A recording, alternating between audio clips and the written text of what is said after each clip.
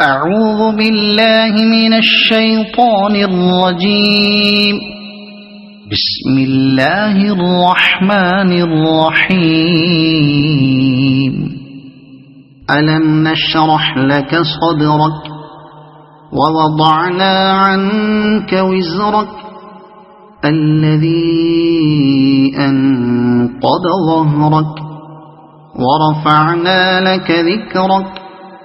اے نبی، کیا ہم نے تمہارا سینہ تمہارے لیے کھول نہیں دیا اور تم پر سے وہ بھاری بوجھ اتار دیا جو تمہاری کمر توڑے ڈال رہا تھا، اور تمہاری خاطر تمہارے ذکر کا آوازہ بلند کر دیا۔ سینہ تمہارے لیے کھول نہیں دیا۔ اس سوال سے کلام کا آغاز اور پھر بات کا مضمون یہ ظاہر کرتا ہے کہ رسول اللہ صلی اللہ علیہ وسلم اس زمانے میں ان شدید مشکلات پر سخت پریشان تھے جو دعوت اسلامی کا کام شروع کرنے کے بعد ابتدائی دور میں آپ کو پیش آ رہی تھیں۔ ان حالات میں اللہ تعالیٰ نے آپ کو مخاطب کر کے تسلی دیتے ہوئے فرمایا کہ اے نبی صلی اللہ علیہ وسلم، کیا ہم نے یہ اور یہ عنایات تم پر نہیں کی ہیں؟ پھر ان ابتدائی مشکلات پر تم پریشان کیوں ہوتے ہو؟ سینہ کھولنے کا لفظ قرآن مجید میں جن مواقع پر آیا ہے ان پر نگاہ ڈالنے سے معلوم ہوتا ہے کہ اس کے دو معنی ہیں۔ نمبر 1، سورہ انعام آیت 125 میں فرمایا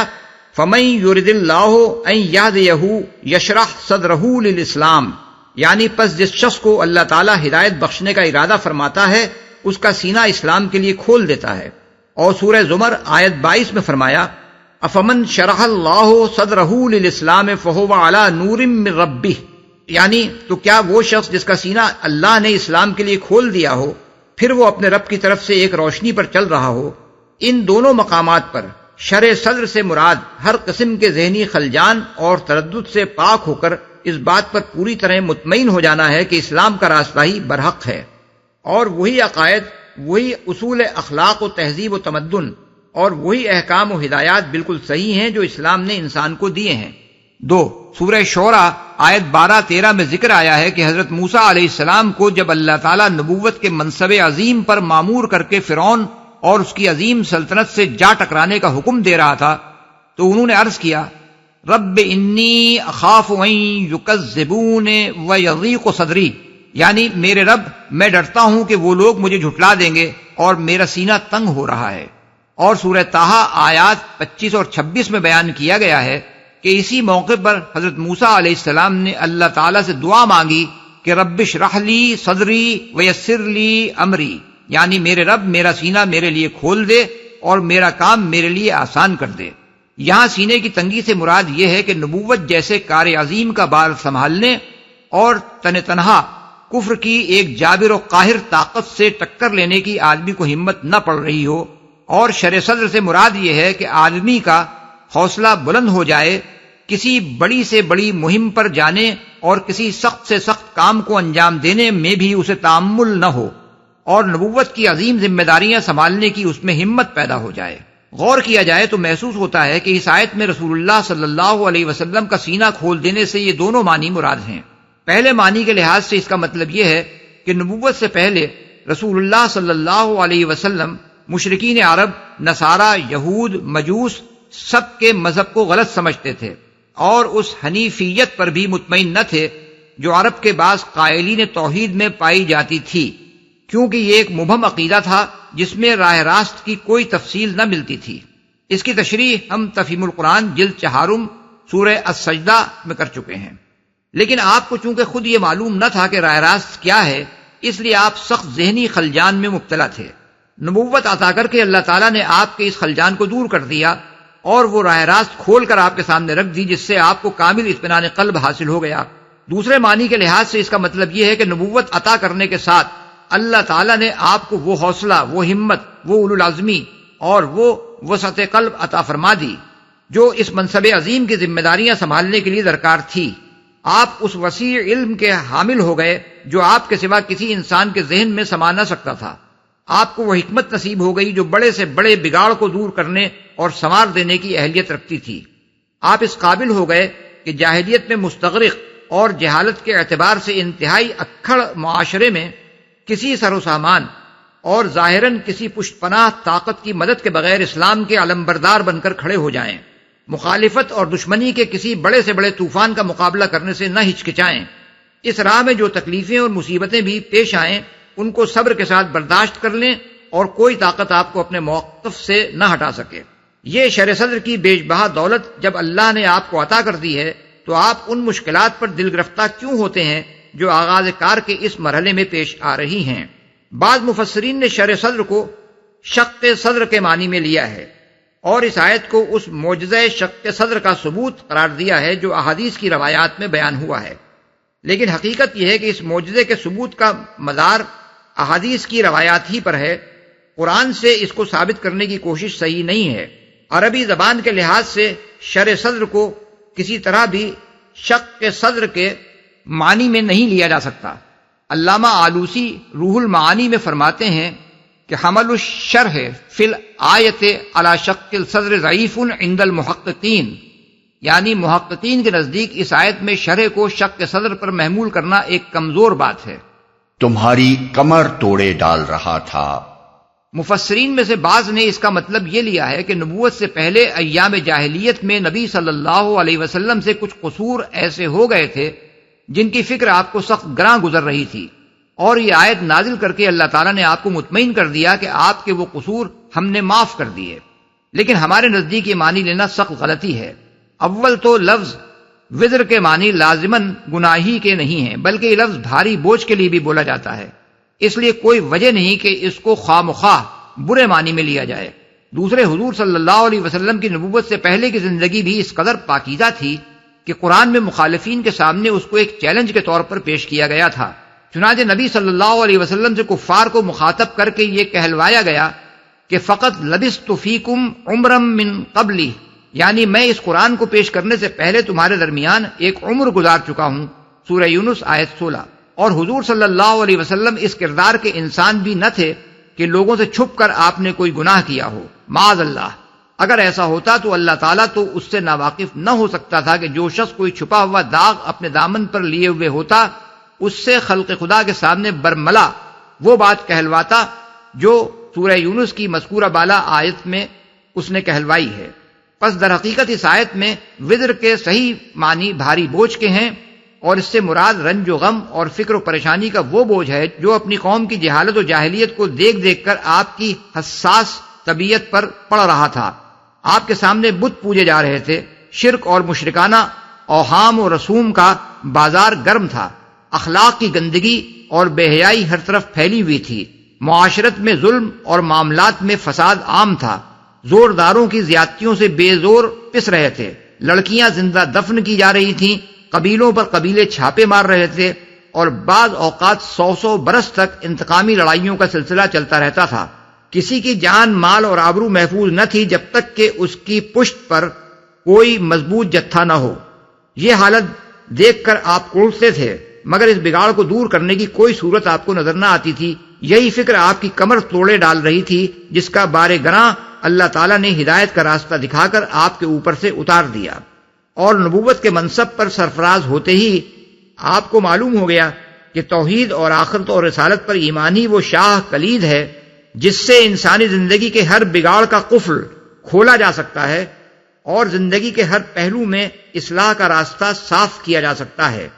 اللہ تعالیٰ کی اس رہنمائی نے آپ کے ذہن کا سارا بوجھ ہلکا کر دیا، اور آپ پوری طرح مطمئن ہو گئے کہ اس ذریعے سے آپ نہ صرف عرب بلکہ پوری نوع انسانی کو ان خرابیوں سے نکال سکتے ہیں جن میں اس وقت عرب سے باہر کی بھی ساری دنیا مبتلا تھی۔ آوازہ بلند کر دیا۔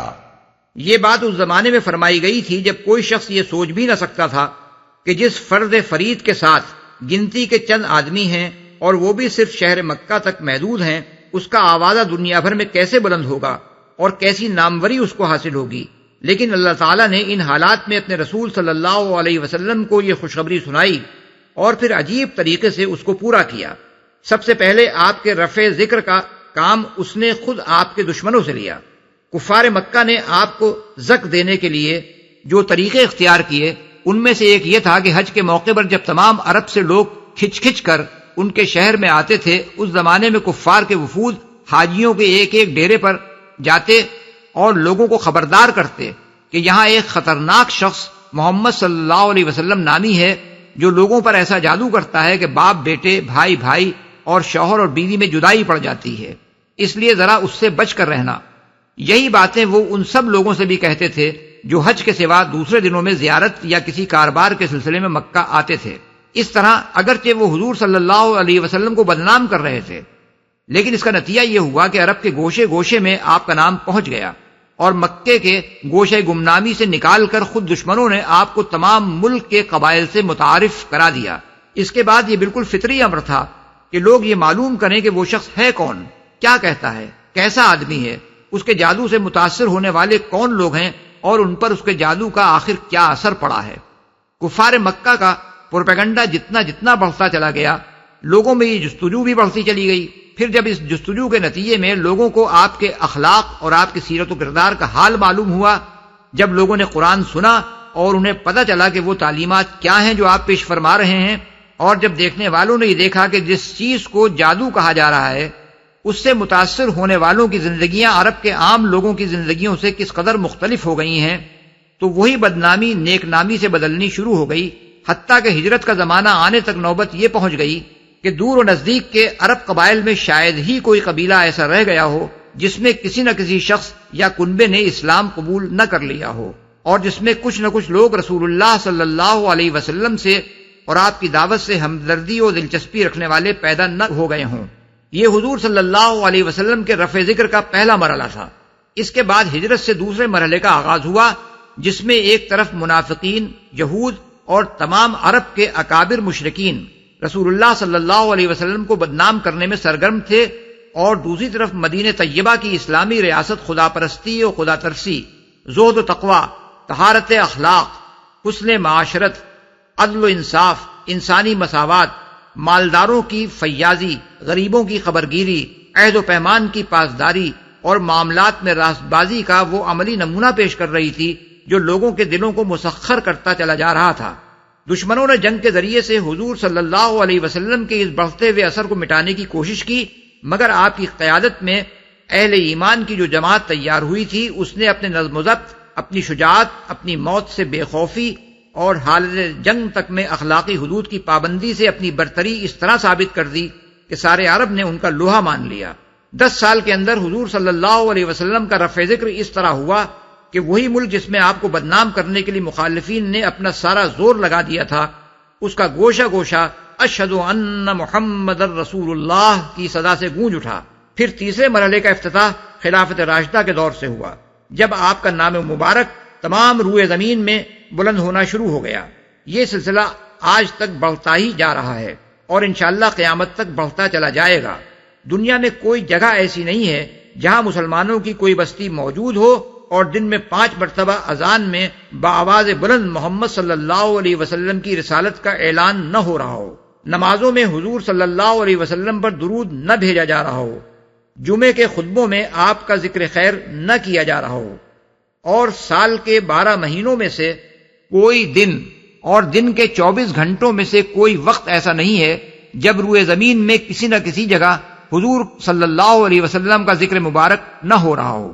یہ قرآن کی صداقت کا ایک کھلا ہوا ثبوت ہے کہ جس وقت نبوت کے ابتدائی دور میں اللہ تعالیٰ نے فرمایا کہ وَرَفَعْنَا لَكَ ذِكْرَكَ، اس وقت کوئی شخص بھی یہ اندازہ نہ کر سکتا تھا کہ یہ رفع ذکر اس شان سے اور اتنے بڑے پیمانے پر ہوگا۔ حدیث میں حضرت ابو سعید خدری رضی اللہ عنہ کی روایت ہے کہ رسول اللہ صلی اللہ علیہ وسلم نے فرمایا، جبرائیل علیہ السلام میرے پاس آئے اور مجھ سے کہا میرا رب اور آپ کا رب پوچھتا ہے کہ میں نے کس طرح تمہارا رفع ذکر کیا۔ میں نے عرض کیا اللہ ہی بہتر جانتا ہے۔ انہوں نے کہا اللہ تعالیٰ کا ارشاد ہے کہ جب میرا ذکر کیا جائے گا تو میرے ساتھ تمہارا بھی ذکر کیا جائے گا۔ بحوالے ابن جریر، ابن ابی حاتم، مسند ابو یعلا، ابن المنذر، ابن حبان، ابن مردویہ، ابو نعیم، اور بات کی پوری تاریخ شہادت دے رہی ہے کہ یہ بات حرف بحرف پوری ہوئی۔